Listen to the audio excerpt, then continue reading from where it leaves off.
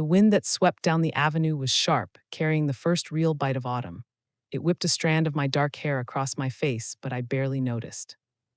My entire world had narrowed to the heavy, gold-inlaid glass door in front of me and the woman standing sentinel before it, my sister.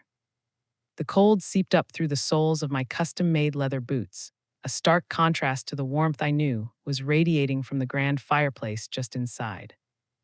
I could almost smell it, the custom fragrance of white tea, Baltic amber, and fig I had spent 6 months developing with a perfumer in Grasse. It was the scent of home, or at least the home I had built for the world, a home I was currently barred from entering. The blood, hot and sharp, rushed to my fingertips, making them tingle with a familiar, frustrating energy. It was the same feeling I got just before closing a multi-billion-dollar deal, a mix of adrenaline and absolute certainty. But here it was tainted with the bitter taste of family. In my hand, I gripped the sleek black key card. It wasn't just any key, it was the master override, the skeleton key to my entire empire. And yet, it felt utterly useless against the flesh and blood barricade of my own sister, Isabelle. From within the grand celestial lobby, a name I had chosen for its promise of otherworldly luxury, my father's booming laughter echoed. It was a sound I once associated with warmth and safety, with piggyback rides and scraped knees. Now it bounced off the Italian marble floors I had personally sourced from a quarry in Carrara, and the soaring, vaulted ceilings I had argued with the architect for weeks to perfect, and it sounded like a judgment. The lobby I designed, the hotel I owned, the empire I had bled for, and here I was, standing on the curb like an unwanted solicitor, a ghost at my own feast. "You can't seriously think you're coming in," Isabelle said. Her voice, once a shared whisper of childhood secrets, was now a low, condescending hiss designed to cut. She adjusted the shoulder of her designer dress, a vibrant scarlet that screamed for attention, a knockoff. I recognized it instantly. The seams on the bodice were just a fraction of an inch off center, and the silk blend lacked the deep, liquid sheen of the original. My designer friend, Jean-Pierre, had shown me the preliminary sketches over lunch at a 3-Michelin-star restaurant last week, lamenting how quickly the counterfeiters worked. He would be horrified to see this butchered imitation. Isabelle, of course, was oblivious, preening as if she were wearing the real thing. She planted her designer knockoff heels more firmly in the doorway, a smug little smirk playing on her perfectly glossed lips. "This is the Celestial, Sierra. The tasting menu alone costs more than you make in a month." If she only knew, if she had any idea that I had personally sat with Chef Anton Dubois for 3 days straight, tasting spoonful after spoonful of sauces and reductions to create that very menu. That I had argued with him that the seared scallops needed a hint more saffron, a suggestion he had initially scoffed at before admitting it was a stroke of genius. The absurdity of it all was a physical weight.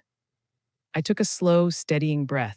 "He's my father too, Isabelle," I said, my voice calmer than I felt, a practiced mask of serenity I had perfected in countless hostile boardrooms. The small, weighted envelope in my clutch suddenly felt like a slab of lead. It contained the deed to a private villa in Tuscany, nestled among rolling vineyards, one of the Celestial's most exclusive and sought-after properties.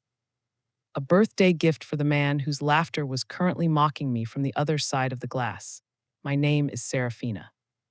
I'm 38 years old, a hospitality magnate, the founder and CEO of Celestial Group. And this is the story of how I finally, after a decade of silence, reclaimed my place at a table I actually owned. Isabelle, however, only saw the struggling restaurant manager I had allowed them all to believe I was. That was my mistake, a mistake I was about to rectify. Before Isabelle could concoct another barb, a sharper, more imperious voice cut through the air, slicing through my thoughts like a shard of ice. "Seraphina." My mother, Alina, appeared behind Isabelle, a perfectly coiffed specter in pearls and cashmere. Her face, a carefully maintained mask of polite society, was pulled into a tight frown of disapproval. She looked at me not as a daughter, but as an unsightly stain upon the pristine entrance of the Celestial. "What on earth are you doing here? We discussed this." No, they had discussed it. The discussion had been entirely one-sided, delivered via a cold, clinical text message that had flashed on my phone screen that morning, just as I was approving the final blueprints for our new Dubai resort. I could still see the words, stark and blue against the white background. "Do not come to your father's birthday. It is at the Celestial. You cannot afford it, and we will not have you embarrass the family." There was no love, Mom, no softening of the blow. It was a corporate decree, a termination notice for my role as a daughter. I held up the small, heavy envelope in my hand, a peace offering to a war I hadn't even started. I brought a gift, I said quietly, the words feeling thin and inadequate in the biting wind. Isabel let out a laugh that was more of a scoff, a sound designed to chip away at a person's dignity. Oh, a gift. What is it? A gift card to Olive Garden. Or did you scrape together enough of your tips to buy him a tie from the mall? Her eyes glittered with malice. She was enjoying this public display of what she perceived as my lowly status. My mother's gaze, however, was colder and more calculating. Her eyes narrowed on my simple, unadorned clutch bag. It was a bottega, a custom piece handmade from supple lambskin leather by a single artisan in Florence whose waiting list was 3 years long. It cost more than Isabel's first car, but to my mother's untrained eye, its lack of a gaudy logo screamed cheap. She saw simplicity and assumed poverty, the cardinal sin in her worldview. She was so obsessed with the brand that she couldn't recognize true craftsmanship if it was sitting in her lap. Whatever it is, I'm sure Isabel's gift is more appropriate, she said, her voice dripping with condescension. She placed a proprietary hand on Isabel's shoulder. She just made junior partner at her firm, you know. I did know. My corporate intelligence division, which vetted every potential tenant, had sent me the full report on Lockwood, Finch, and Associates just yesterday. I knew junior partner was a title they handed out like candy to stop the mass exodus of overworked associates. It came with a minuscule pay bump and, more importantly, zero equity in a firm that was currently leveraged to the hilt and 3 months behind on its rent in one of my other buildings. They desperately needed the lease for the new office space Isabel was negotiating for, the one they couldn't possibly afford without a significant infusion of cash. My real estate division was already preparing to reject their application. Isabel is doing so well, Mom continued, warming to her favorite topic, her voice a proud purr. A new house in the suburbs, a luxury car, a wonderful fiancé with such good prospects. She paused, her critical gaze sweeping over me from head to toe, lingering on my understated black silk dress. And you, well. She gave a sigh that was a performance of maternal disappointment. At least you're trying, I suppose. You remind me so much of your great uncle Robert. He also had artistic pursuits, and we all know where he ended up. The unspoken words hung in the air, broke, disgraced, and written out of the family history. The comparison was a low blow, a threat and a warning all in one. I thought about my penthouse overlooking Central Park, my collection of rare sports cars safely stored in a climate-controlled facility, the private jet I'd flown in on this morning after a meeting in Zurich. I offered a small, tight smile. Yes, Mom, at least I'm trying. My mother's mention of great-uncle Robert was a deliberate poison dart, and for a second, the polished facade of the present shattered, throwing me back 10 years into the past. The opulent scent of the Celestial's lobby was replaced by the stale, dusty smell of the family accounting firm, old paper, weak coffee, and the faint, cloying aroma of my father's pipe tobacco clinging to the wood-paneled walls. It wasn't a large office. It was a cramped, sun-starved space on the second floor of a drab building, a place of beige filing cabinets and worn-out burgundy carpet. My desk was wedged into a corner, perpetually cast in the shadow of a dying ficus tree. I was 28 and I was suffocating. I had called the meeting myself, a formal request that had already put my parents on edge. They sat opposite me, my father, Arthur, behind his imposing mahogany desk, a relic from his own father, and my mother perched nervously on the edge of a client chair, clutching her handbag as if it were a life raft. I had rehearsed my speech for weeks. I had charts and a 5-year plan. I spoke of passion, of a burgeoning industry, of the art of creating experiences rather than just balancing ledgers. I talked about hospitality management not as a job, but as a calling. I want to build something, I said, my voice earnest and trembling with a hope that now seems painfully naive. Something beautiful, places where people feel seen, where they celebrate the most important moments of their lives. I slid a prospectus for a prestigious Swiss hotel management program across the desk. This is the best in the world. I've been accepted. I had saved for 2 years, working late nights doing freelance bookkeeping just for the tuition. I thought they would be proud. My father didn't even glance at the brochure. He picked it up between his thumb and forefinger as if it were contaminated and dropped it into the wastebasket. The sound of the glossy paper hitting the metal bin was deafening in the silent room. Build something, he finally said, his voice a low rumble of disbelief. You have something here, a family legacy. This firm has fed our family for 2 generations. It's respectable, it's secure. My mother chimed in, her voice thin and reedy. Seraphina, darling, what will people think? Your father's daughter serving people food, it's not proper. She was already imagining the whispers at her weekly bridge club, the pitying looks from friends whose children were becoming lawyers and doctors. The conversation devolved from there.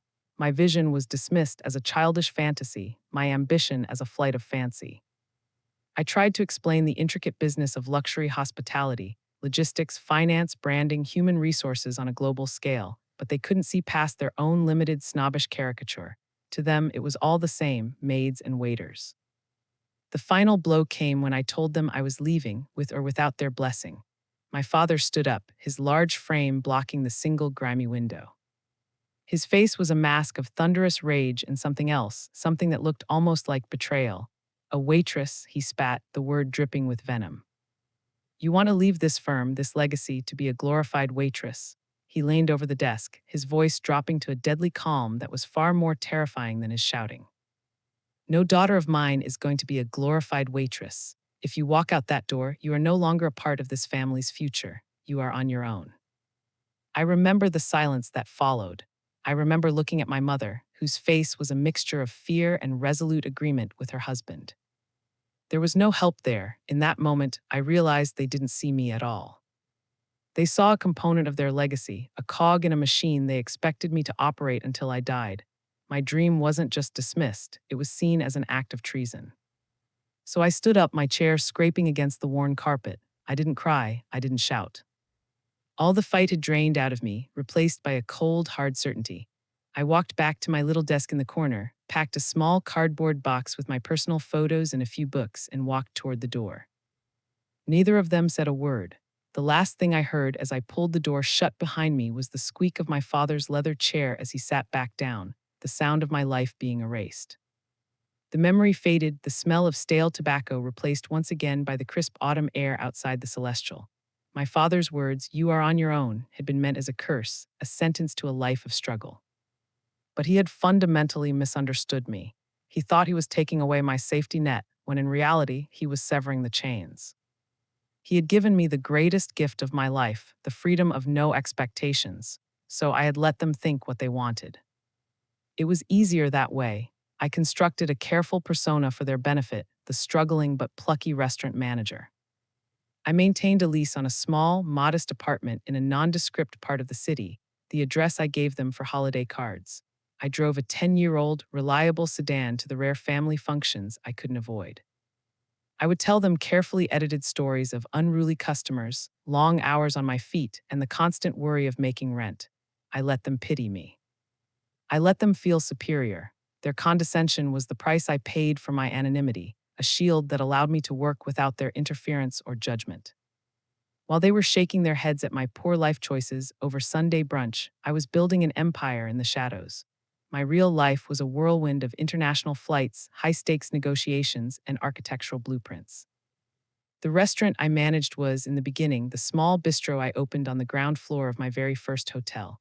It was a property everyone else had written off. The Marlowe, a derelict, once-grand hotel in a forgotten corner of the city, bleeding money and stained with decades of neglect. The banks laughed at my business plan. My father, had he known, would have called it a fool's errand. But I saw the good bones beneath the grime, the elegant ghost of what it could be.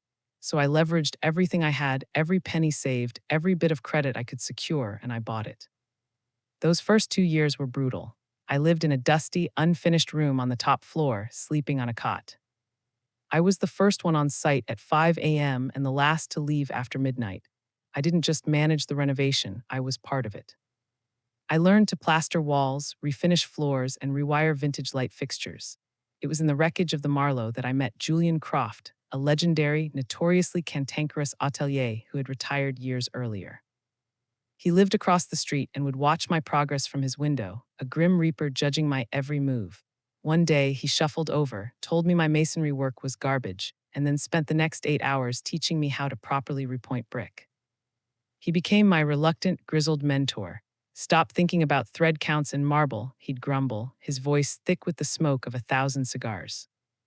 That's just the wrapping paper. People don't buy the paper, kid. They buy the story. What's your story? His words became my gospel. I wasn't just renovating a building, I was resurrecting its soul. I unearthed its history, weaving it into every design choice.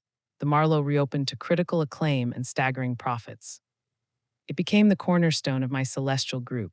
The glorified waitress now owned 42 five-star hotels across 3 continents, a portfolio of exclusive resorts, and a chain of critically acclaimed restaurants. I had built it all on a foundation of being underestimated, brick by painstaking brick, deal by silent, ruthless deal. And as I stood there, watching my family through the glass, I knew the time for silence was over. The story was about to change. Speaking of trying, Isabel smirked, breaking into my thoughts and giving my simple black dress a disdainful once-over. Couldn't you have made an effort, Sierra? This is the Celestial, not some greasy spoon diner. That dress is funereal. Her words were meant to sting, to reinforce my place as the drab, impoverished relation. It was almost comical. The dress was a custom Jean Pierre original, a minimalist masterpiece in pure black silk that had cost more than the down payment on Isabel's suburban house. It was the epitome of quiet luxury, a statement so subtle that only those with true taste would recognize it. To Isabel, who equated value with visible logos and flashy colors, it was invisible. It's what I could manage, I said mildly, the lie tasting like ash in my mouth. My mother, Eleanor, nodded in agreement, her gaze sweeping over me with practiced disapproval. She smoothed the front of her own tweed blazer, a garment I knew she'd bought on sale but spoke of as if it were couture. Your sister has a point, dear. Presentation is everything. It shows respect. Look at her fiancé, Marcus. Your father is so proud, he just made vice president at his bank. The pride in her voice was thick and suffocating. She presented this fact as if it were a winning lottery ticket, the ultimate validation of their family's superior breeding. My mind, a machine trained to process data with ruthless efficiency, automatically corrected her. Junior vice president, I thought, the correction as swift and involuntary as a blink. Junior vice president of the Northeastern Small Business Lending Division. I knew his exact title, his salary, his bonus potential, and his department's abysmal performance over the last 6 quarters. His bank, Sterling Financial, handled a handful of my smaller corporate accounts. My financial team provided me with exhaustive quarterly reports on all our banking partners, and Sterling had been flagged for high-risk instability for the last 18 months. Marcus's division, in particular, was a black hole of bad loans and missed targets, a fact that had made my company's acquisition of the bank not just a strategic move, but a necessary mercy killing for its investors. The paperwork sitting on my desk upstairs in my private office, the one they didn't know existed, contained the final approved list of redundancies. Marcus's name was highlighted in yellow. He wasn't a rising star, he was a liability being absorbed and discarded. Then there was Isabel, the junior partner. While my mother beamed, I mentally scrolled through the files my real estate division had compiled on her law firm. Lockwood Finch and Associates, net operating loss of $1.2 million in the last fiscal year. High associate turnover rate, 34% annually, currently in default on 2 of their major supplier contracts. The junior partner title was a transparent retention strategy, a hollow honorific given to anyone with a pulse after 5 years of service. It was a gilded nameplate on a door to a sinking ship. They were so desperate for the new office space in my flagship commercial tower because their current landlord was in the process of evicting them, an eviction I had personally, if indirectly, approved last week. They paraded their titles like trophies, but I knew the truth. They weren't trophies, they were life rafts, and they were full of holes. And all of them, in one way or another, were floating in a sea that I owned. Well, you can't come in, Isabel declared, puffing up her chest as if she were the owner and not just a guest. Her tone had the finality of a judge passing sentence. We've reserved the entire VIP floor. It's for family and distinguished guests only. The VIP floor, my VIP floor, a ghost of a smile touched my lips. I could picture it perfectly, 200 feet above where we stood. I remembered the fierce debate with my design chief over the exact shade of velvet for the banquettes, a deep sapphire I had finally sourced from a historic mill in Venice. I remembered personally selecting every piece of art, including the stunning 7-foot-tall abstract sculpture in the center of the lounge, which I had commissioned from a brilliant young artist I'd discovered in Berlin. Every inch of that space was a reflection of my vision, my taste, my will. And now my sister was using it as a velvet rope to keep me out. The distinguished guests being, I asked, my voice laced with a genuine curiosity that they mistook for pathetic social climbing interest. Oh, you wouldn't know them, dear. My mother waved her hand dismissively, as if swatting away an annoying fly. Her expression was a blend of pity and condescension. She began listing them off, her voice filled with the reverence of a court announcer presenting royalty. The Andersons are here. They own that incredibly successful law firm, Anderson and Crow. Thomas handles the mayor's personal estate, you know. I suppressed the urge to laugh. Thomas Anderson, a man whose perpetually worried face was a common sight in my real estate division's conference room. His law firm did indeed lease 3 floors in one of my prime downtown office towers. What my mother didn't know was that their lease was up for renewal next month at a 40% market rate increase they were desperately trying to negotiate down. Furthermore, the loan for Thomas Anderson's sprawling mansion in the countryside, the one his wife loved to feature in society magazines, was held not by a traditional bank, but by a private lending arm of my own investment group. I had the power to foreclose on his home with a single phone call. And the Blackwoods, of course, Alina continued, her voice dropping to a conspiratorial whisper. Old money, practically royalty in this city. Cecilia Blackwood's great-grandfather basically founded the stock exchange. Cecilia Blackwood. I remembered the frantic, borderline hysterical voicemails she had left with my executive assistant just last summer. The Blackwood family had been trying for a year to get a coveted Founders Tier membership at my most exclusive private resort, a secluded island in the Grenadines. After being waitlisted, Cecilia had apparently tried to pull rank, only to be politely but firmly denied. She had wanted to host her 50th anniversary party there, and the rejection had been a devastating social blow. The old money was discovering that their storied lineage couldn't buy access to the new world of luxury I had created. They weren't guests, they were supplicants. And of course, Mr. Harrison from the bank is here with his wife, my mother finished, delivering the name like a trump card. Arthur is so pleased. Having a man like John Harrison here is a major coup. John Harrison, the CEO of Sterling Financial, the man whose face had been pale with sweat in my boardroom just last Tuesday. His bank wasn't just seeking a loan from my investment group. He was desperately pleading for a $250 million emergency liquidity injection to cover a catastrophic hole in their balance sheet before the federal regulators discovered it. Without my money, his bank would collapse within the month, taking his career, his reputation, and his personal fortune down with it. These weren't distinguished guests. They were my tenants, my applicants, my debtors. They were all cogs in my machine. Right, I said, giving a slow, deliberate nod that my family interpreted as awestruck understanding. Very important people. Exactly, Isabel said, her voice filled with smug satisfaction. She was thrilled that I finally seemed to understand my place in the social hierarchy she held so dear. So you see why you can't be here. It would be awkward for everyone. What would people think if they knew Dad's failure of a daughter was serving their drinks? Her attempt at a whisper was loud enough for any passerby to hear, a piece of performative cruelty for an audience of none. My mother, Alina, made a soft shushing sound, a token gesture of maternal decency. Isabel, be nice, she chided, though her eyes, cold and approving, told a different story. Seraphina made her choices. If she'd stayed with the family firm like you did, things would be different. The family firm, the one that now occupied a modest 2-room office in one of my less glamorous commercial buildings, the one that was, according to my monthly reports, consistently 30 days late on rent. Just then a man appeared in the doorway, momentarily silhouetted against the bright, warm light of the lobby. It was Marcus Thorne, Isabel's fiancé.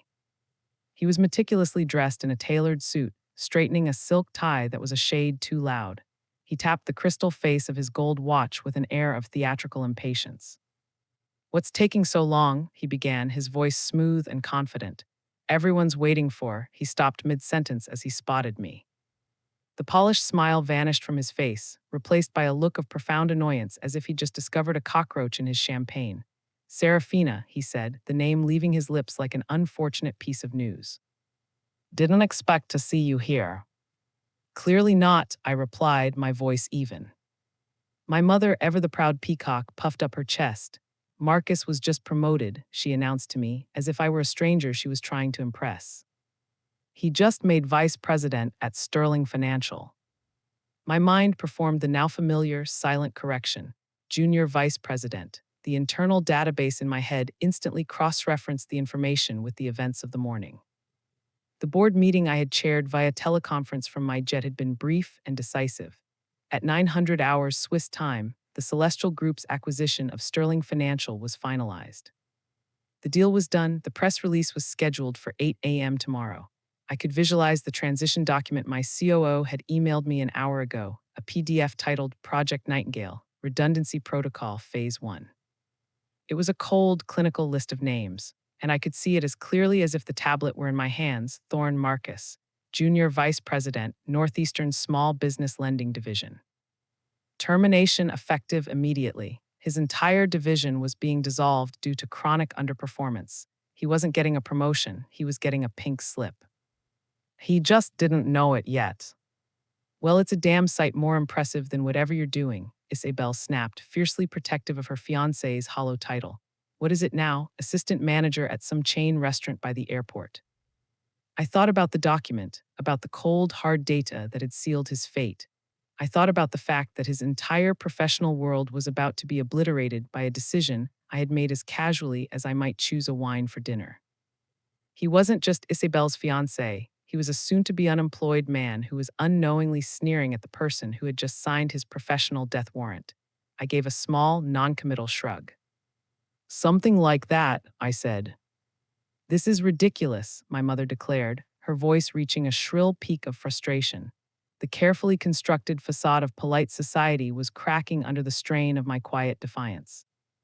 She took a step forward, no longer trying to hide her disdain. She looked at me with the weary exasperation one might reserve for a toddler throwing a tantrum in a supermarket.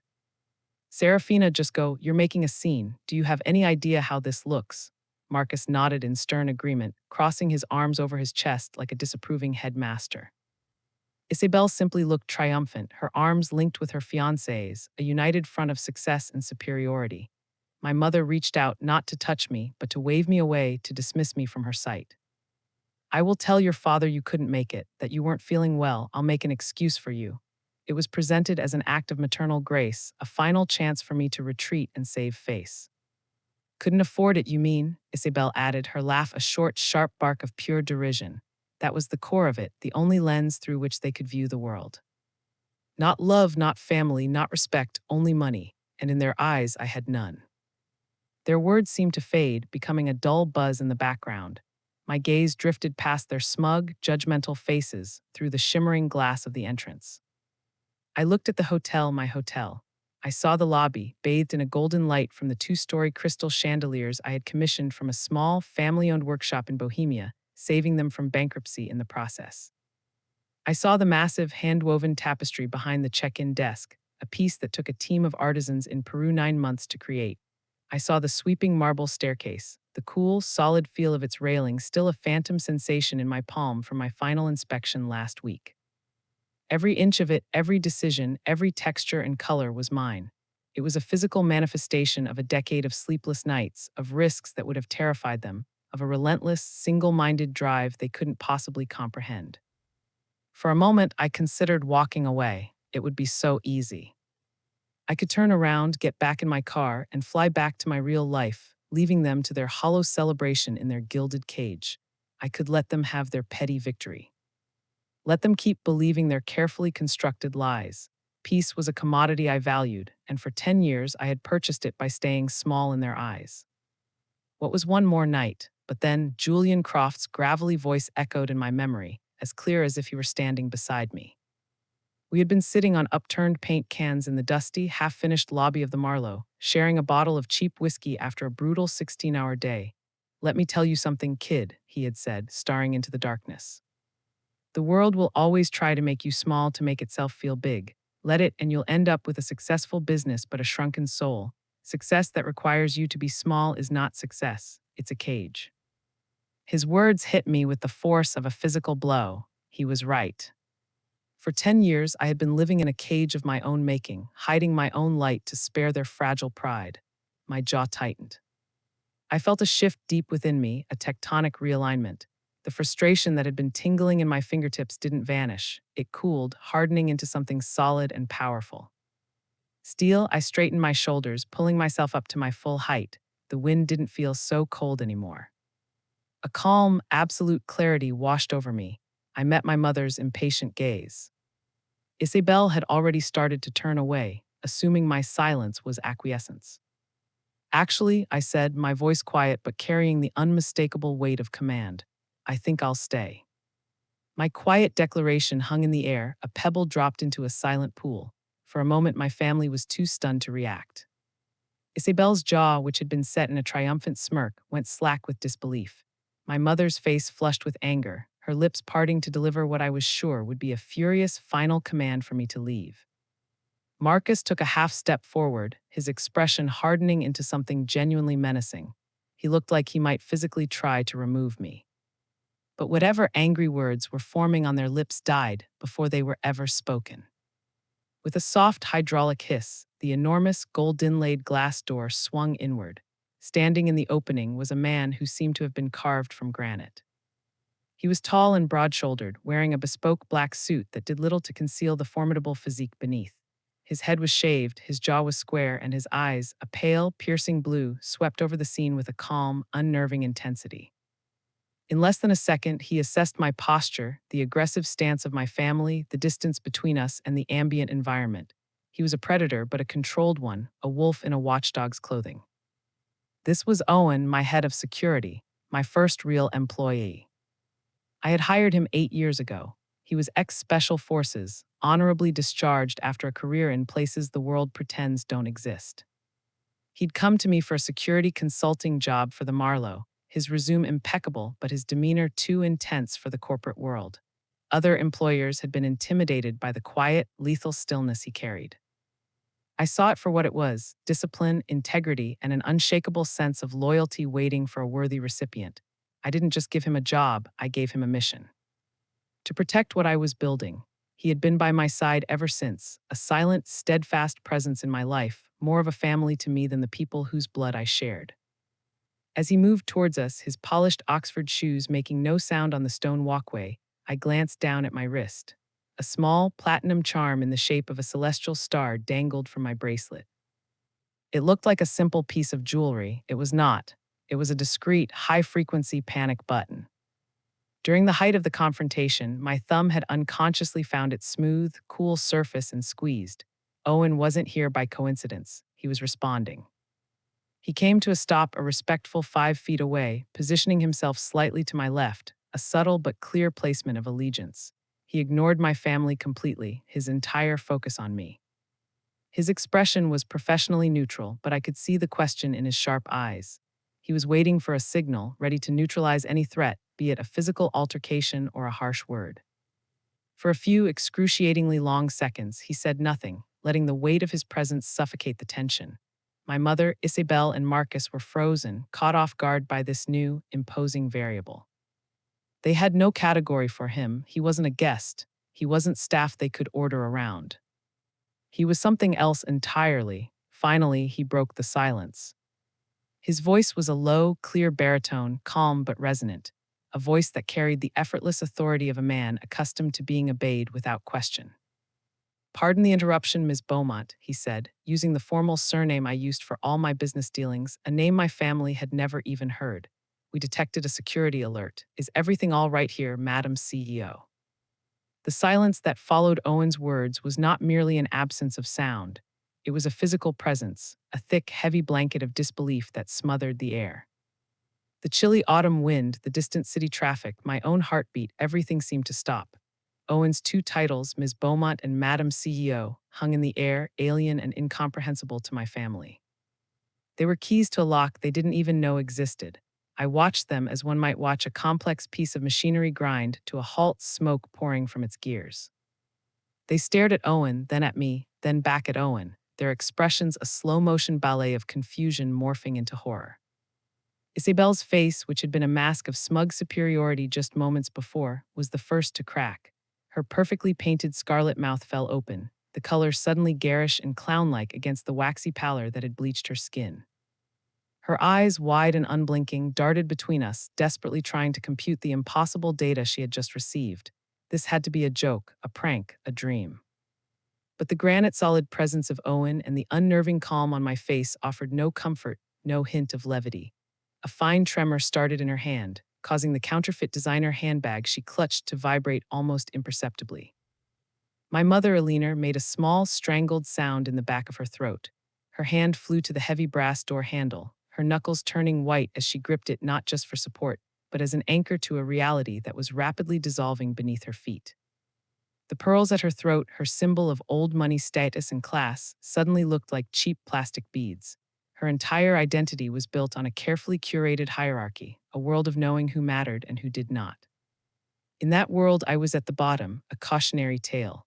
The possibility that the entire hierarchy was not just wrong, but inverted, was a cataclysm her mind could not absorb. But it was Marcus whose reaction was the most profound. As a man who navigated the treacherous waters of the corporate world, his brain processed the implications faster than the others. CEO, the word echoed in the space between us. He had undoubtedly heard whispers at Sterling Financial about the mysterious, ruthlessly efficient CEO of the Celestial Group, the shadowy figure who was orchestrating the takeover of his bank. He stared at me, his eyes wide with a dawning animal terror. He wasn't just looking at his fiancée's embarrassing sister anymore. He was looking at the architect of his own imminent demise. The condescension on his face melted away, replaced by the raw, primal fear of a man realizing he has been mocking his own executioner. Into that deafening silence, I smiled. It was a warm, genuine smile directed only at Owen. Owen, I said, my voice cutting through the tension as cleanly as a scalpel. Perfect timing. I then turned my gaze slowly, deliberately to my stunned family. My family was just explaining to me, in rather colorful detail, how I couldn't possibly afford to dine here. Owen, a master of professional decorum, allowed a flicker of genuine confusion to cross his features. He looked at me, then at them, as if they had just suggested the sky was green. Ma'am, he asked, his brow furrowed, but you own the entire hotel chain. Yes, I confirmed, my voice soft but resonant. I do. I let that fact settle for a moment, letting them drown in it. Then I gave them a bright, welcoming smile, a hostess greeting her guests. Shall we go inside? I believe you've reserved the VIP floor. I paused, letting my eyes meet Isabel's. My VIP floor, to be precise. Marcus found his voice first, a choked, sputtering gasp. This is some kind of joke. It has to be. You're just a restaurant manager. Before I could respond to Marcus's desperate denial, Owen interjected, his voice the epitome of professional calm. He addressed Marcus directly, yet his words were for all of them, a formal, public correction of a deeply flawed dataset. Actually, sir, he began, his tone polite but leaving no room for argument. Ms. Beaumont is the founder and chief executive officer of the Celestial Group. She holds the controlling interest in all 42 Celestial hotels worldwide, along with our portfolio of 19 luxury resort properties and our critically acclaimed restaurant division. The group's most recent valuation, as cited in Forbes last month, was just over $14 billion. Owen's words were not spoken with malice, but with the dispassionate clarity of a man stating the time of day, and that made them all the more devastating. The number $14 billion was so astronomically large, so far beyond their comprehension, that it simply broke their reality. The first casualty was Isabel's handbag. Her fingers, which had been trembling, went completely limp. The scarlet knockoff clutch slipped from her grasp, tumbling down the marble steps with a series of loud, cheap-sounding clatters. The flimsy clasp burst on impact, spilling its mundane contents onto the pristine stone. A cracked compact mirror, a tube of garish lipstick, a crumpled dry-cleaning receipt, and a few loose coins. It was a pathetic little pile of debris, a perfect metaphor for her shattered facade. But that's impossible, she stammered, staring at the mess, her voice a hollow whisper. The Celestial Group is worth billions, I finished for her, my voice gentle. Which makes your earlier comment about me not being able to afford the tasting menu rather amusing, don't you think? I didn't wait for an answer. With a final, grateful nod to Owen, I stepped past them, across the threshold and into my lobby. The air inside was warm and welcoming, filled with the soft strains of a jazz pianist and my signature scent of white tea and fig. The moment I entered, a subtle shift occurred. The staff, from the bellhops to the concierge, straightened their posture, their professional smiles turning into expressions of genuine, warm respect. They didn't just see a boss, they saw a leader they admired. "Good evening, Ms. Beaumont," my front desk manager, a wonderful woman named Rachel, whom I'd promoted from a junior position in Chicago, called out. Her smile was bright and authentic. "The executive suite is fully prepared for your father's birthday celebration. Chef Antoine sends his regards and hopes you will approve of the special dessert he has created in your honor." "Thank you, Rachel. I'm sure it will be perfect," I replied, my voice full of a warmth my family had not heard all evening. I turned back to them. They stood frozen in the doorway, a tableau of shock and confusion, looking around the lobby as if they were seeing it for the very first time, not as a backdrop for their social climbing, but as a testament to a power they had never imagined. "Coming?" I asked. They followed me in a daze, silent and cowed. Every staff member we passed greeted me by name, their deference and familiarity a constant, rolling confirmation of the impossible truth. My mother finally found her voice as we stood waiting for the elevator, her eyes fixed on my simple black dress as if trying to unlock its secrets. "But your dress," she managed, the words laced with confusion. "Custom made in Paris," I said conversationally as the polished bronze doors of my private elevator slid open. "Around 30,000, I believe. I have a terrible habit of not checking the price tags anymore." I led them inside the elevator, its interior lined with gleaming rosewood. I inserted a special key into a discreet slot, and the car began its silent, swift ascent. Unlike Isabel's dress, which I'm afraid is a rather poor knockoff, the real Valentino couture collection from that season hasn't even been released to the public yet. I met Isabel's horrified gaze in the mirrored wall. I know because I attended the private showing in Milan last month. Jean Pierre was so disappointed with the quality of the counterfeits this year. The elevator's ascent was perfectly silent, a smooth, swift journey into the heart of my domain. Inside the rosewood-paneled car, the air was thick with a silence of a different kind, heavy, suffocating, and charged with my family's unspoken shock. Isabelle stared at her own reflection, her face a pale, horrified mask. My mother seemed to have shrunk, her posture collapsing inward as she clutched her pearls like a rosary. Marcus was sweating, a visible sheen on his forehead under the soft, recessed lighting. They were trapped with the ghost they had tried to exorcise, and now she was taking them to heaven or perhaps to hell. A quiet chime, as soft as a whisper, announced our arrival. The bronze doors slid open. We were not in a hallway. The elevator opened directly into the VIP lounge, and the scene was in full swing. The vast circular room was filled with the city's elite, a symphony of muted conversations, the clinking of crystal glasses, and the soulful melody of a live jazz trio playing in a far corner. The air smelled of expensive perfume, fine food, and success, or at least my family's version of it. And at the very center of it all, at the head of a long banquet-style table, sat my father. Arthur Thompson was in his element. He held a glass of what I knew to be a 25-year-old single malt scotch, gesturing grandly as he told a story to the captive audience around him. He was the king of his own party, basking in the reflected glory of the opulent surroundings, a man proud to be able to afford, for one night, a seat at a table like this. His laughter, the same booming sound I had heard from the street below, was cut short as he noticed the elevator doors. His eyes widened slightly as he saw me. Then a wave of silence began to roll through the room. It started with the guests nearest to us, their conversations faltering as they recognized me, the enigmatic and intensely private CEO of the Celestial Group. Whispers spread like wildfire, heads turned. The jazz trio, sensing the seismic shift in the room's atmosphere, trailed off mid-note. Within 10 seconds, the entire lounge, once buzzing with energy, had fallen into a state of stunned, absolute silence. All eyes were on me as I stepped out of the elevator, my family trailing behind me like pale, disoriented specters. Seraphina, my father's voice, stripped of its earlier bravado, was a mixture of shock and utter confusion. He pushed his chair back and stood up, his napkin falling unheeded to the floor. His gaze flickered from me to my mother, a silent, accusing question in his eyes. He looked like a man who had just discovered the play he was starring in was not the one he had rehearsed. "What are you doing here?" he asked, his voice strained. "Your mother, she said you couldn't afford it." The entire room heard him. The public declaration of my supposed poverty, meant to be a private family shame, was now laid bare for all his distinguished guests to hear. I ignored the gasps and the murmurs. I started walking toward him, my heels clicking softly on the polished floor. The journey across the room felt like a mile, every eye tracking my slow, deliberate progress. I walked past the Andersons, the Blackwoods, past John Harrison, who looked as if he'd just seen a ghost. I didn't stop until I was standing directly in front of my father. I looked into his baffled eyes and gave him a small, serene smile. "Happy birthday, Dad," I said, my voice clear and calm in the silent room. "I hope you don't mind that I'm crashing the party." I paused for effect, letting the words sink in before delivering the final, devastating blow. In my own hotel. "Your hotel," my father, Arthur, repeated the words as if they were in a foreign language he couldn't comprehend. His face, already pale with shock, seemed to crumble.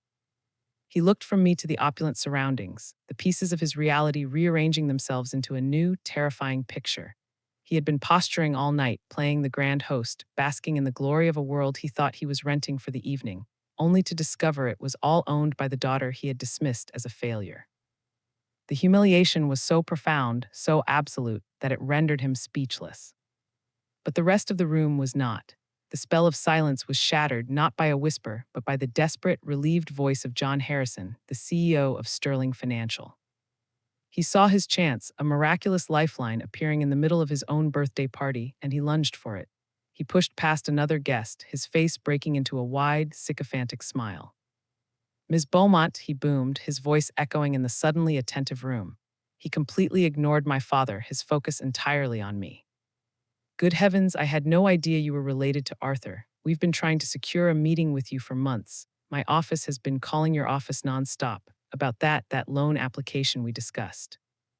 His voice was loud, laced with a nervous energy that broadcast his desperation to everyone.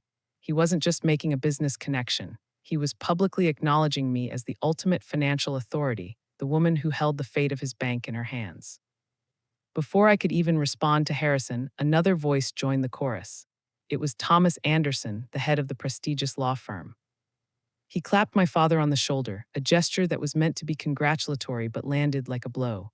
"My God, Arthur," he exclaimed, his eyes wide with a dawning, incredulous respect directed entirely at me. Your daughter is SB, the silent baroness everyone in the commercial real estate world has been whispering about for years, the one who's been buying up prime real estate across the city under untraceable corporate shells." He turned to the other guests. "This is her. She's the one who owns the new tower on Fifth Avenue." A wave of murmurs and gasps rippled through the lounge. I was no longer just a CEO, I was a legend, a mystery that had just been solved in the most dramatic way possible. The Blackwoods were starring, their faces a mixture of awe and regret over their failed attempt to get a resort membership. Other powerful people, men and women who had given me polite, dismissive nods earlier in my life at other family events, were now looking at me with a raw, naked calculation in their eyes. They were reassessing, recalibrating, realizing the person they needed to know in this city was not the man throwing the party, but the daughter he had scorned. My father could no longer stand. The weight of it all, the revelation of my success, the public display of his own ignorance, the fawning of his friends towards me was too much. He sank back into his chair at the head of the table, his movements heavy and slow, like a great ship taking on water. The color had completely drained from his face. He looked old and small and utterly defeated. He stared at me, his eyes filled with a dazed, uncomprehending pain. "All this time," he whispered, his voice hoarse, "all this time we thought you were just a glorified waitress." I raised a single, delicate eyebrow. The entire room was watching, hanging on my every word. I felt no triumph, only a cold, quiet sense of finality. "Your words, I believe," I said, my voice cutting through the silent room with surgical precision. From the day I left the family firm to pursue my dreams in hospitality. The raw, undeniable truth of my words settled over the head table like a funeral shroud. My father sat motionless, a statue carved from regret. But my mother, Eleanor, began to rally. Her shock was rapidly curdling into a desperate, indignant anger. This was not how the story was supposed to go. She was supposed to be the matriarch of a successful family, pitied by none. The current reality was an intolerable narrative violation, and she immediately sought to revise it, to cast me not as the secret success, but as the cruel, deceptive villain. She stood up, clutching the pearls at her throat as if they were a lifeline to her former reality. But why? She demanded, her voice high and shrill, intended for the entire room to hear. Why wouldn't you tell us, Seraphina? Why would you lie to your own family for all these years? Her question was a performance, an attempt to paint me as the source of this humiliating spectacle. I turned my head slowly to face her. The entire lounge was silent, a captive audience to our family drama. Lie, mother? I asked, my voice dangerously quiet. I never lied, I simply stopped offering up truths that you had no interest in hearing. You ask why I didn't tell you. Would you have believed me? I let the question hang in the air, its own answer obvious and damning. 10 years ago, when I came to you with a dream, you met it with scorn. You didn't believe in my vision. You didn't believe in my abilities. You didn't believe in me. The only measure of worth you have ever understood is the size of a person's bank account. My gaze swept across the room, past the stunned faces of their friends, and landed for a brief, pointed moment on John Harrison, who flinched as if I'd struck him. And by that metric, I continued, my voice dropping even lower, I suppose I am now worth more than everyone in this room combined. In fact, Mr. Harrison's bank is currently only solvent because of a short-term loan from one of my subsidiary companies. So in a way, I own his bank account too. A collective gasp went through the lounge. Harrison looked like he was going to be sick. I turned my attention back to my family, deciding it was time to unravel the final threads of their illusions. I looked directly at Isabelle, whose face was a mask of disbelief and dawning horror. You remember that villa in the south of France you tried to rent last summer? I asked. The one near Saint-Tropez that was mysteriously, infuriatingly unavailable for your anniversary trip. Isabelle's eyes widened. It was unavailable because it's mine, I said calmly. My property manager in Europe forwarded me your reservation request, not realizing the connection. I personally declined it. Isabelle swayed on her feet, collapsing into a nearby chair as if her bones had dissolved. I then shifted my gaze to Marcus, who was watching me with the terrified fascination of a mouse watching a cobra. And Marcus, I said, the office building your firm is struggling to lease, the one you desperately need to avoid total collapse. I own that building. And your application for the lease, the one you told Isabelle was a sure thing. It was formally rejected by my real estate division at 11 a.m. yesterday. Finally, I looked at my mother, who was staring at me, her mouth slightly agape, her performance of indignation having completely collapsed. And mother, I said, my voice softening with a hint of something that might have been pity.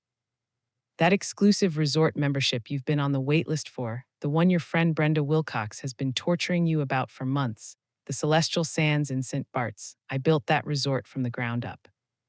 There is no wait list for you. Your name has been on a permanent, denied list since the day you applied.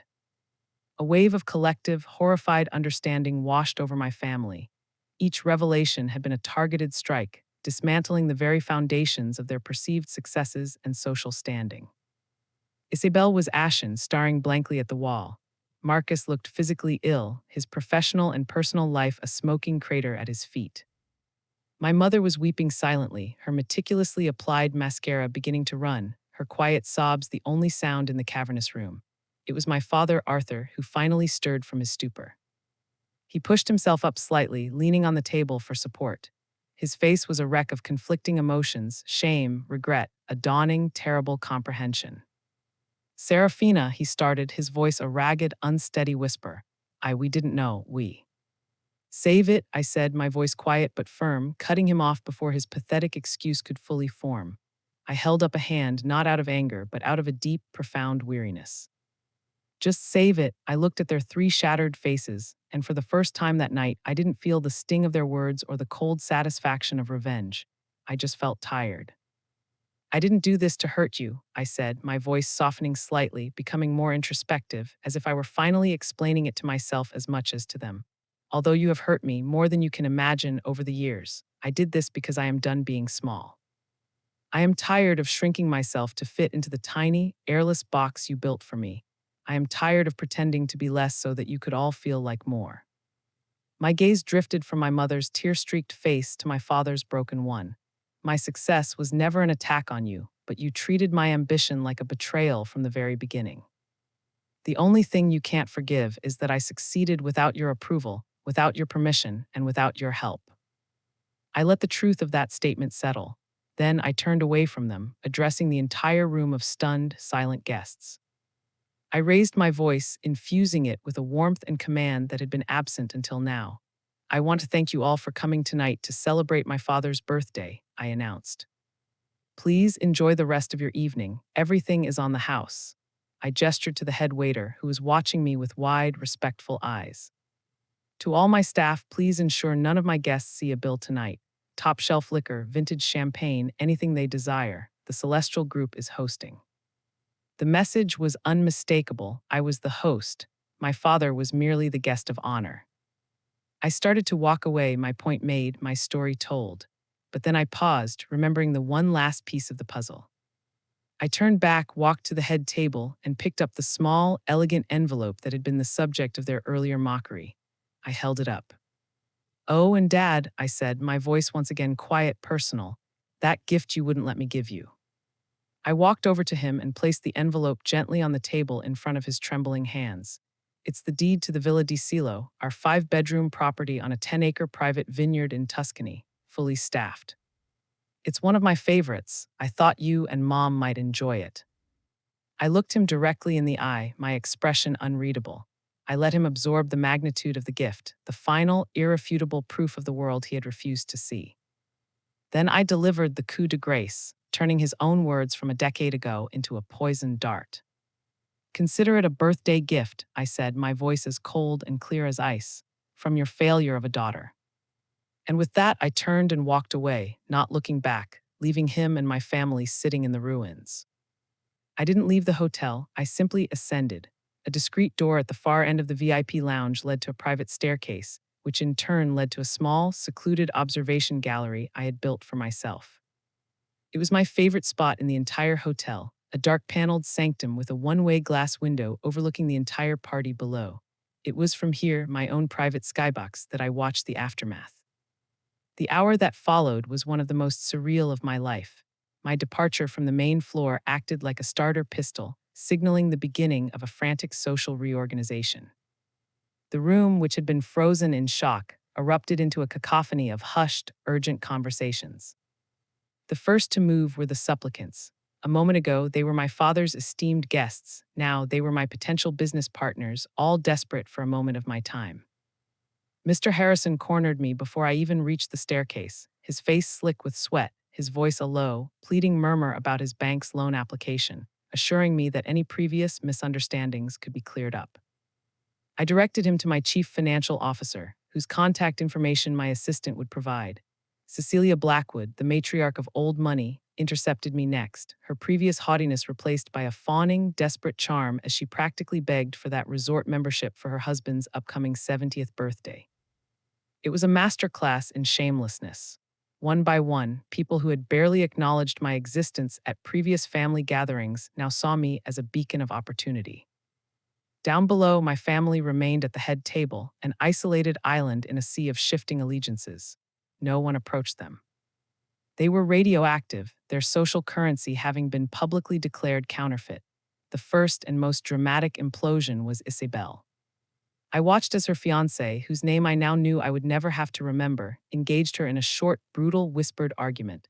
I couldn't hear the words, but his gestures were clear, the sharp, dismissive chop of his hand, the incredulous pointing from me in the gallery down to her. He was a man of ambition, and he had just realized his fiancée's promised, guaranteed partnership was dependent on a lease in a building owned by the woman she had just irrevocably alienated. He saw the truth. His future was not with a rising star, but with a falling rock. He said one last, cutting thing to her, then turned on his heel and walked out of the lounge without a backward glance, leaving Isabel staring after him, her face a perfect, empty mask of ruin. Marcus, meanwhile, was frantically working his phone, his face pale and clammy. He kept making calls, his voice a low, urgent murmur. He wasn't updating his resume. He was likely trying to get ahead of the news, calling contacts, headhunters, anyone who might offer him a lifeline before the news of Sterling Financial's acquisition and his subsequent termination went public in the morning. He was a man watching his own ship sink in real time, frantically bailing with a thimble. And my mother, Alina, was perhaps the most pathetic sight of all. After a few minutes of stunned, tearful silence, she began a frantic campaign of revisionist history. She would corner any guest foolish enough to wander too close to her table, her voice a high, brittle performance of maternal pride. "I always knew Seraphina had it in her," I heard her say to a bewildered-looking couple.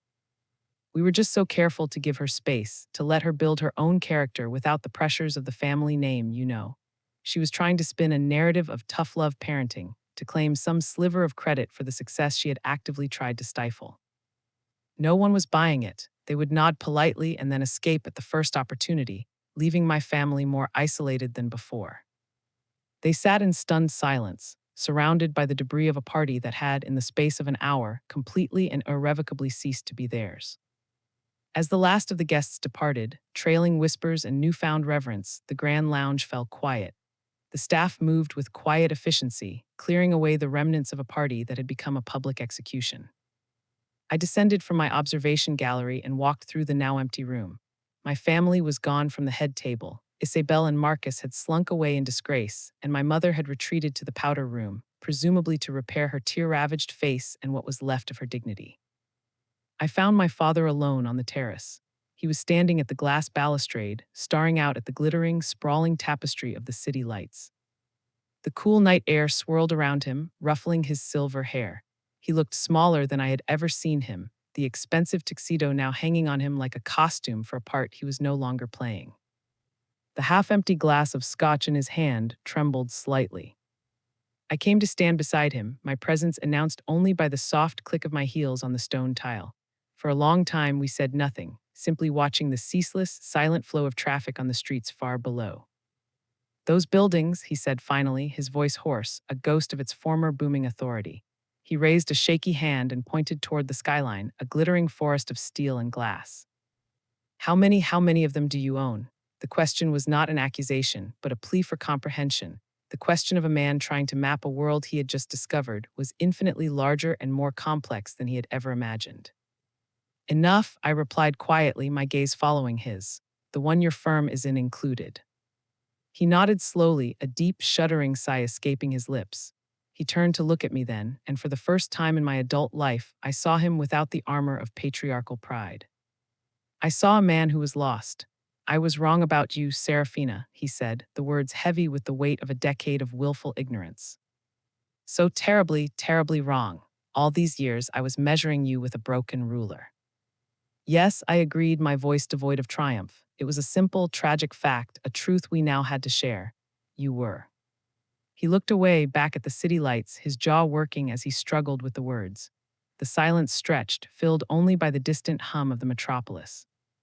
Can you ever forgive us? He finally asked, the question so fragile it seemed the wind might carry it away. I considered his question not as a plea for absolution, but as an intellectual problem. I thought about the years of casual cruelty, the dismissive comments, the holidays spent feeling like an outcast, the profound loneliness of building a world they refused to see. Forgiveness seemed like the wrong word entirely. It was too small, too simple for the chasm between us. Forgiveness isn't the issue, Dad, I said, my voice soft but clear. Forgiveness is for a single mistake, a lapse in judgment. This wasn't a mistake, it was a 10-year policy. It was a fundamental belief system where my worth was always conditional, always negotiable. I turned to face him fully, forcing him to meet my eyes. You need to understand this. You don't respect me. You respect my portfolio. You respect the view from this terrace. You respect the fact that John Harrison is afraid of me and that Thomas Anderson wants to be my friend. That isn't respect for your daughter, it's just an appreciation for power. He had no response. The truth of my words was absolute, leaving no room for argument. I gave a small, sad smile, a final acknowledgement of the pathetic core of his motivations. And now, I said, my voice softening into something almost like pity. Now you can finally tell people your daughter owns the Celestial. That should satisfy your need for impressive dinner party conversation for years to come. I left him there on the terrace, a solitary figure silhouetted against the glittering, indifferent city he so desperately wanted to impress. I didn't say goodbye. There was nothing left to say. I walked back through the silent, cavernous lounge, the scent of stale champagne and wilted ambition hanging in the air. My private elevator was waiting. It carried me upwards, past the VIP floor, past the residential suites, to the very pinnacle of the building, the penthouse, my private office. The doors opened into a space that was the antithesis of the opulent, public-facing luxury below. It was my sanctuary, a room that spoke the quiet language of my true self. The walls were lined not with silk, but with floor-to-ceiling bookshelves filled with worn volumes on architecture, history, and philosophy. My desk wasn't an imposing slab of mahogany like my father's, but a single, massive piece of reclaimed sequoia wood, its surface smooth and warm under my fingertips. The floor-to-ceiling windows wrapped around the room, offering a breathtaking 270-degree view of the city I now called my own. There were no awards on display, no framed photos with celebrities. There was only a single small painting on the wall, a simple, amateurish watercolor of a seaside cottage, the first piece of art I ever bought, a reminder of the small, simple dream that had started it all. I shed my heels, the cool, polished concrete floor a welcome relief against my bare feet. I poured myself a small glass of water, the silence of the room a soothing balm after the emotional cacophony of the evening. I stood before the vast window, looking down at the city lights, and I finally allowed myself to process the night's cataclysmic events. Tomorrow, the tectonic plates of my family's universe would shift irrevocably. Isabelle, stripped of her fiancé and her hollow professional titles, would no longer be the golden child. She would be forced, for the first time in her life, to confront a world where her surname offered no protection, a world where her own merit was all she had. I wondered, with a detached sort of curiosity, if it would destroy her, or if, just maybe, it would finally force her to build something real. My mother would begin her frantic campaign of historical revisionism in earnest, crafting a new family mythology in which she was the secret, supportive architect of my success. She would become my most vocal, cloying, and utterly insincere champion, a pathetic attempt to ride the coattails of the victory she had fought so hard to prevent. Marcus and his bank were already a closed chapter, a line item in an acquisition strategy, a problem that would be solved by my legal team by noon tomorrow. And my father would be left with the ghost of the daughter he could have known, haunted by the knowledge that his pride had cost him the one thing that should have mattered more than any balance sheet. A sense of profound release washed over me, but it wasn't the triumphant, gleeful feeling I might have once imagined. It was quieter, deeper. It was the feeling of a heavy, invisible weight I had been carrying for a decade finally being set down. Tonight, I had not come seeking their approval or their forgiveness. I had come seeking my own liberation, and I had found it. Tonight, I had finally taken my seat at the table. A table I had designed myself in a room I owned, under a roof I had paid for. And the quiet, solid, unshakable truth of that fact was worth more than any amount of belated, self-serving family approval could ever be. It was the only validation I had ever truly needed. The sun rose over the city, casting long shadows between the skyscrapers and painting the horizon in hues of rose and gold. I watched it from my yoga mat, moving through a series of familiar, grounding poses as the city slowly awakened below me. The emotional turbulence of the previous night had settled, leaving behind a calm, clear stillness. For me, it was Tuesday. A day for quarterly reports, a conference call with my team in Singapore, and a final review of the sterling financial acquisition. For my family, I suspected, it was the first day of a new and terrifying era. My quiet, disciplined morning was a world away from the chaos I knew was currently consuming them. After a simple breakfast of black coffee and fruit, I was in my office, dressed not in Parisian silk but in a sharp, practical business suit, when my executive assistant, Chloe, entered. Chloe was a woman of formidable efficiency, her expression perpetually calm, her tablet perpetually in hand. "Good morning, Ms. Beaumont," she said, her voice crisp. "The 8 a.m. financial news." She nodded toward the large screen on the wall, which was already tuned to a major business network. The headline blared across the bottom of the screen. Celestial Group announces hostile takeover of Sterling Financial in stunning power move. The news anchor was speaking in excited tones. Spearheaded by the group's famously private founder and CEO, Seraphina Beaumont, seen here last night at a private event. Sources say the move will consolidate Celestial's already massive financial holdings and signals an aggressive new phase of expansion. An image of me, a candid shot taken as I had walked into the lounge, filled the screen. My name, my face, and my power were now irrevocably linked in the public record. "As expected," I said, taking a sip of coffee. "Anything else?" Chloe's expression remained neutral, but I detected a flicker of amusement in her eyes. "Your family has been active," she said delicately. "Your sister Isabelle has left you 7 voicemails in the last hour. They are largely incoherent, but the general theme is that you have, and I quote, maliciously and with extreme prejudice, ruined her entire life." "Shall I play the most recent one?" I shook my head. "Just give me the transcript." Chloe tapped her tablet and read in a calm monotone. Sierra, you have to call me. You have to fix this. Marcus is gone. He left me. My firm, the partners are in a panic. They know I can't get the lease. You did this, you planned this, you owe me, you owe us, you have to fix it. Just buy my firm. Please, I'm begging you. It devolves into weeping at that point, Chloe concluded, looking up. I see, I said, my voice betraying no emotion. And my mother. An email, Chloe replied, sent at 6:15 a.m. The subject line is urgent family matter. The tone is remarkably formal. She read from the screen, Dearest Seraphina, after the unfortunate series of misunderstandings last night, I believe it is imperative that we convene a family meeting at the earliest possible opportunity to discuss our collective path forward and to ensure we are all aligned in our future endeavors. Please let me know what time this week works for you to come to the house. Your loving mother, Elainer. The sheer audacity was almost impressive. Unfortunate misunderstandings, collective path forward. It was a desperate, transparent power grab, an attempt to insert herself into my corporate life as a self-appointed family advisor. I stared out the window for a long moment, watching a helicopter land on a nearby rooftop. The chaos they had created was now a problem to be managed, a messy variable in an otherwise orderly equation. I turned back to Chloe. Right, I said, take a few directives. First, set up a new department under our legal division, Beaumont Family Office. All future communications from my family of any kind are to be routed through them.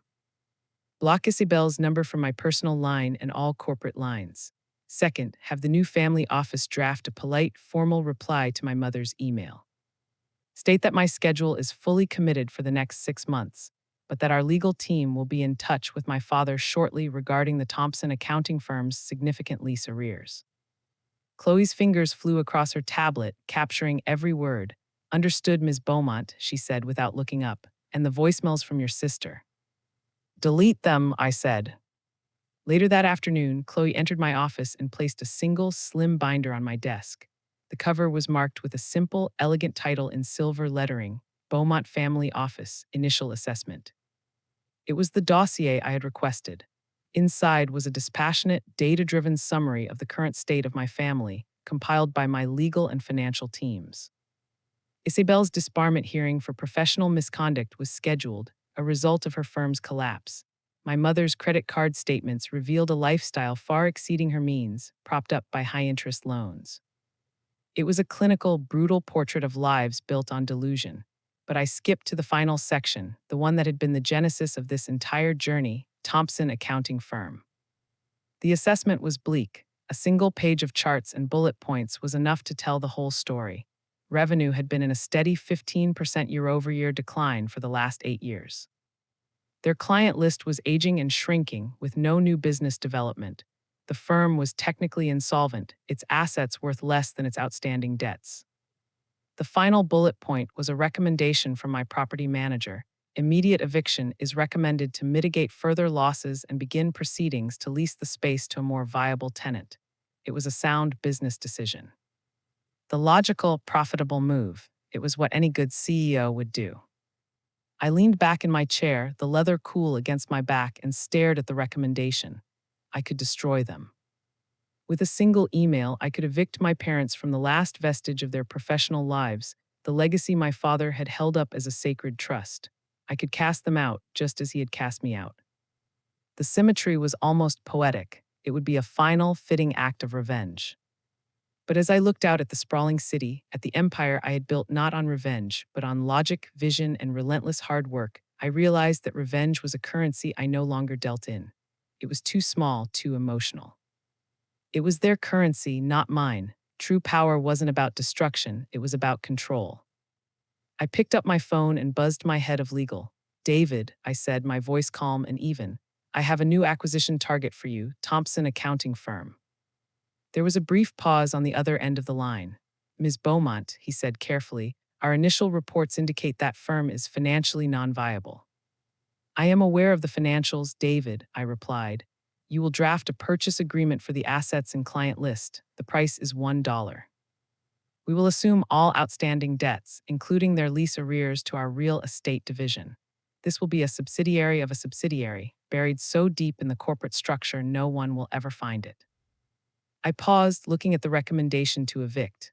and David, draw up a retirement package for Arthur and Alina Thompson. A generous pension, conditional upon the signing of a comprehensive non-disclosure and non-disparagement agreement. They will never work again, but they will be comfortable. Understood, Ms. Beaumont, he said, the surprise in his voice masked by professionalism. I'll have the documents drafted by end of day. I hung up the phone and closed the binder. My father had once told me that my place was at a small, dusty desk in that failing firm. He had tried to make that desk the boundary of my entire world. Now I own the desk, the office, the building, and the very pension he would live on for the rest of his life. I had not just taken my seat at the head of the table, I had purchased the table itself and everyone who had once presumed to assign me a place at it. My victory wasn't loud or angry or vindictive. It was quiet, it was absolute, and it was final.